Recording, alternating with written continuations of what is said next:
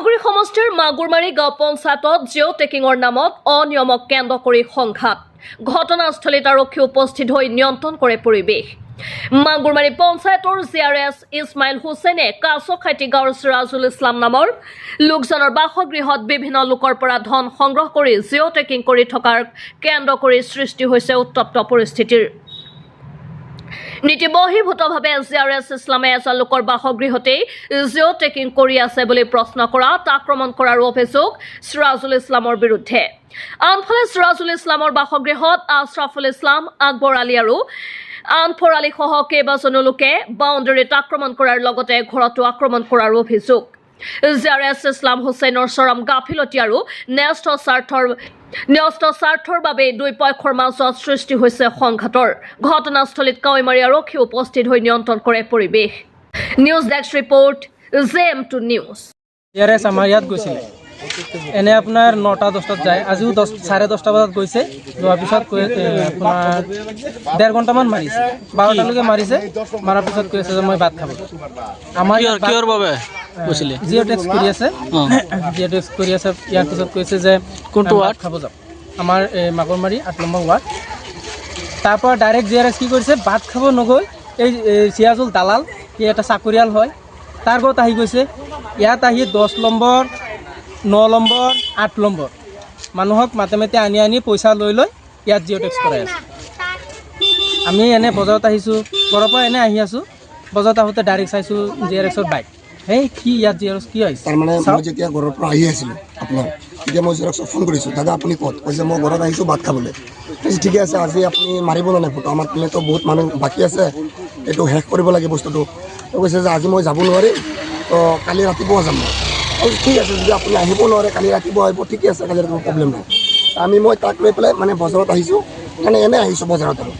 যেতিয়া চাইছোঁ বজাৰত আহিছোঁ সিৰাজুলৰ ঘৰৰ দৰ্জাখন খোলা আছে বাউণ্ডাৰী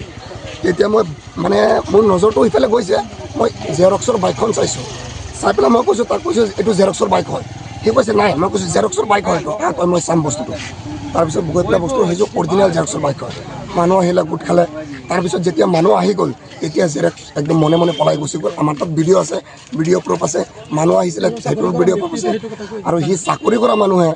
ঘৰত বহি পেলাই ব্যক্তিগতভাৱে কেনেকৈ এই দুৰ্নীতি কৰিব পাৰে আমাৰ কিমান দুখীয়া মানুহ তাত ৰৈ আছে সেইবিলাক মানুহ হোৱা নাই আৰু এটা মানুহৰ পৰা 2,000-3,000 টকা লৈ সি নিজে অকলে জিঅ'টো কৰি আছে কিয় কৰিব আমিতো প্ৰতিনিধি ন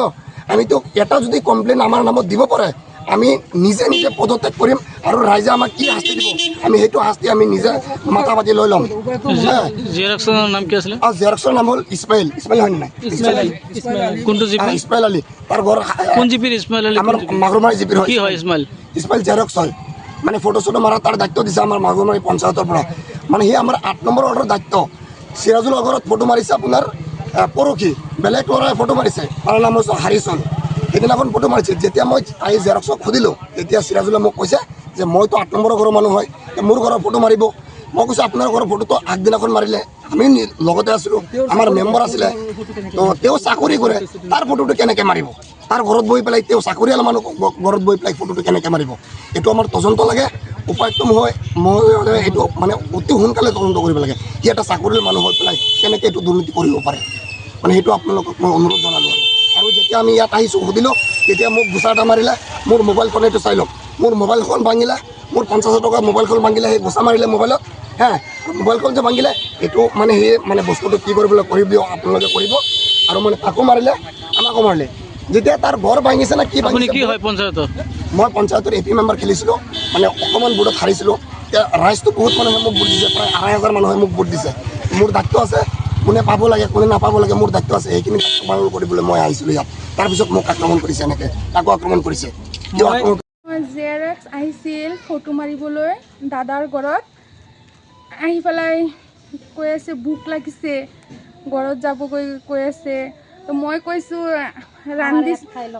আমাৰ ইয়াত খাই লওক ৰান্ধিছোঁ তেওঁক অলপ সময় খাই পেলাই ৰেষ্ট লওঁতে অলপ দেৰি হ'ল যে সেইকাৰণে সিহঁতে আহি আক্ৰমণ কৰিছে গড় চৰ ভাঙি একদম হুলস্থুল লগাই দিছে কোনে কৰিছে